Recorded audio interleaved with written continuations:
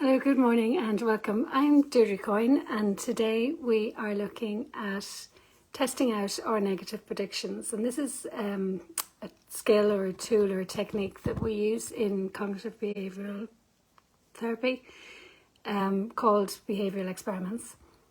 And what we're trying to do here is so our thoughts and our beliefs often determine how we feel, how we act at a given moment. So many people who suffer from anxiety, depression or low self-esteem tend sometimes to make negative predictions about how things will turn out. We may tend to overestimate the likelihood that bad things will happen. We may exaggerate how bad things will be or underestimate our ability to deal with the things that will happen, or if something goes wrong, what we will do. And often we might ignore other factors that suggest things may not be as bad as we predict. So if we think that we can test out our thoughts, sometimes what we would tend to go to is to avoid certain events or leave when it gets, we might go and stay for a while and then leave when we're feeling anxious. And then we never get to actually test out that our predictions don't actually occur. So say, for example, our thoughts was that if I go to a barbecue, for example, that I'll have a terrible time, nobody will speak to me and I'll feel like a total fool. So the response might be to either avoid or to go but leave as soon as you feel, might be acceptable. So how might we test out an alternative way to handle this?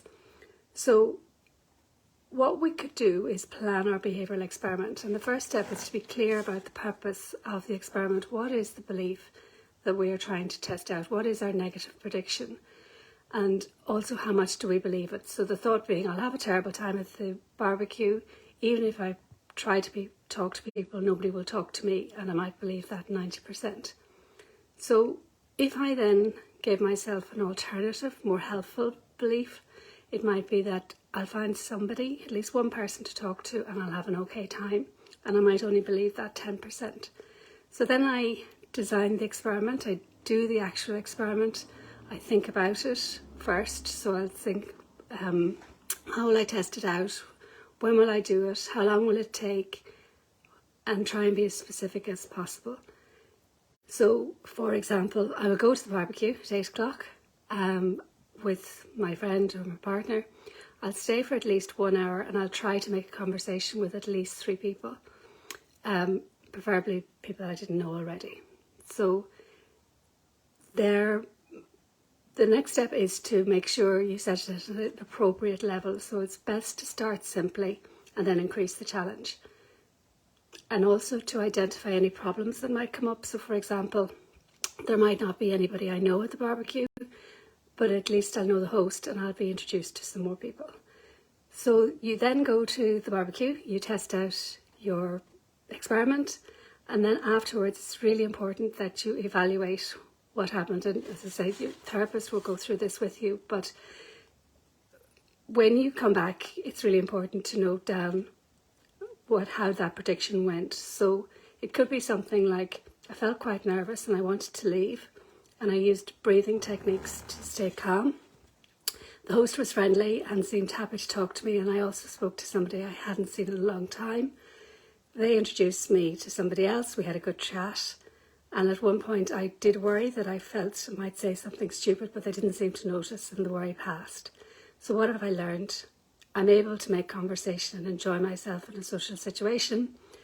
And then you go back to rating the original belief, which was that you'd have a terrible time, you'd try and talk to people but no one would talk to you, and that might now be gone down to 10%. And then the alternative belief was that finding one person to talk to and we'll have an okay time, and that is now high, it's either 90% or even 100%.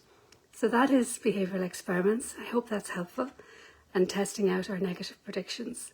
Thank you for listening to me today. If you do like this, please do like it or follow. And if you think it's of interest to somebody else, please do share.